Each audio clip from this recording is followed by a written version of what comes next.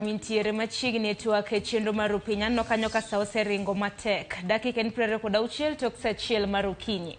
Okiny ma kawuono wagwen mbaka kaluwore kod siem ma bende duol makedo ne mibadhi e pacho ka EACC osechiwo ne sirikande mag gwenge ahinya kaluwore kod kedo mano kod koth mano mung'ere kaka El Nino. Ka bende nitiere omenda maromo siling bilion 15 ma bende aneno ka sirikande mag gwenge dwaro mar mondo mi giked kod kodh El Nino. Kapok anyisi wendo ma bende nitiere godo, nitiere sigana ma bende jafombo wadwa Judith Omondi notimo. Wawinja nena ka bende mano e kuku mar wach ma bende wadoro lose kinde thuolo mar saa achiel modong'.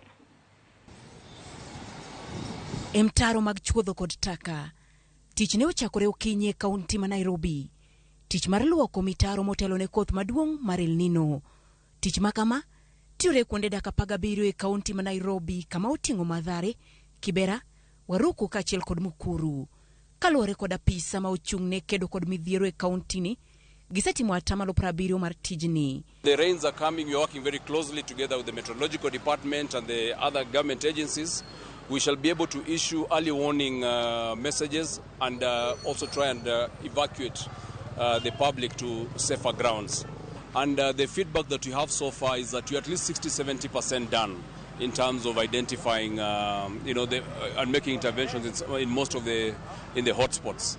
Counties ne okoni gigeto yudo maromo bilion 15 e kedo kod El Nino. Kata kamano, duol ma kedo kod mibadhi e pacho ka EACC elipodgi ne ji duto mabiro chung' ne omenda gi, okoni gisewinjo maling'ling ni moko kuma pisa mag piny wacho chano tiyo kod omenda gi e yo ma ok ni kare. Duol ni oboke gi ochiwo siem ne jotij piny wacho mabiro chung' ne omenda no. Gilero ni apisa ma ochung' ne omenda e migepe ma opogore biro ka oting' kendo duoko penjo poni omenda go okotigo e yo makare. En gima wang'eyo waseneno kinde mathoth. Omiyo kwajrito mondo otimre akwa wuo.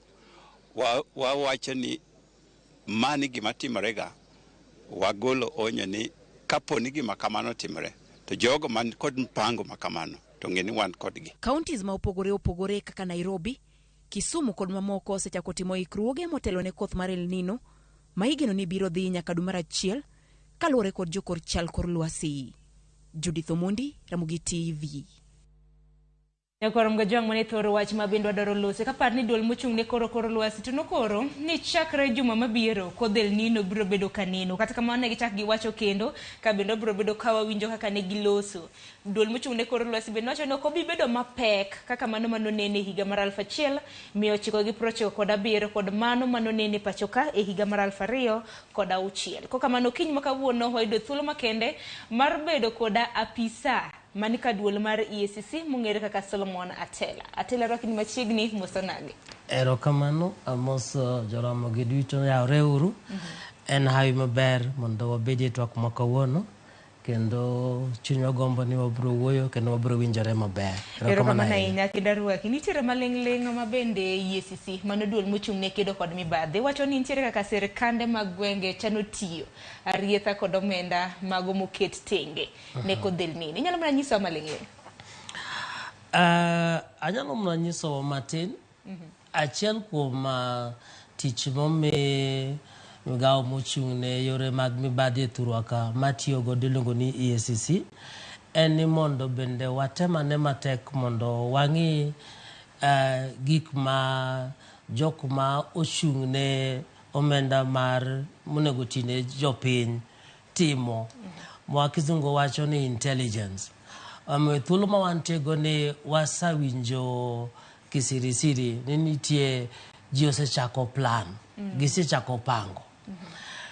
Kineno report ma migawo mochung' ne Food and Agriculture in the world luongo ni FAO wacho ni El Nino mosa wachno ni biro dwaro pesa manyalo romo bilion 13 e region mar Africa ni. Apani bilion 13 ok en pesa matin. Imbinda winjo kiwacho ni county governments magwa sirikal matindo bende dwaro bilion 15. To mana kaka chairman na Dr. Gindo wacho e thurwaka ma ok mokwongo pachwa pod paro maber ahinya gimani wacho ni COVID billionaires. Samora mora ma wan kod shida machal kama. To jo Kenya moko miluongo ni entrepreneurs, jok mochiko itgi mondo gilos pesa, oikore. Omiyo ji mang'eny, chuo kod mon, matindo kod madongo e county wa osaikore, kendo wan kod osafuonwa mano. Kokalo kuom intelligence. Makoro chal ka gima koro en siem ma bende nus chiwo negi ahinya ne jotend migepe mopogore opogore ma bende biro bedo katayo omenda maket kod ma. En siem mowinjore kendo koluwore kod anyalo wacho ni tich mar momi commission, kizungu wacho ni prevention, konyo kwanyalo konyo moloyo ber mondo ikony moloyo iriti ka gimoro osetimore. Emomiyo en idwaro ni mondo waket wang'o machiegni gi gik matimore e piny. Mae emomiyo wasesiemo jo county, o county kende kata kochakore nyaka sirkal maduong'. Ng'ata mochung' ne pesa monego tine raia. Moloyo thuolo makoro wan kod shida miwacho ni El Nino biro. To ji ok romre. Nitie jok ma El Nino ni kobiro to biro hinyo moloyo. Piny bende opogore mono. Nitie kuonde mobiro hinyo moloyo, nitie kuonde moko biro hinyo. Ka pesa no, wan e kinde matek. Moto siling achiel, ng'ato ka ng'ato nego chung' kendo rit maber. Emomiyo en onyo mwachiwo ok ni wachiw ni wabuogo ng'ato. To wachiw bende koluwore kod gik mwaseneno mwasewinjo, mondo ng'ata momi thuolo mondo chung' ne pesa ni otemie matek mondo ti kendo plan mondo ti ne jopiny maber. Erokamano ahinya nikech ang'e ni paro ma bende usechiwo kaka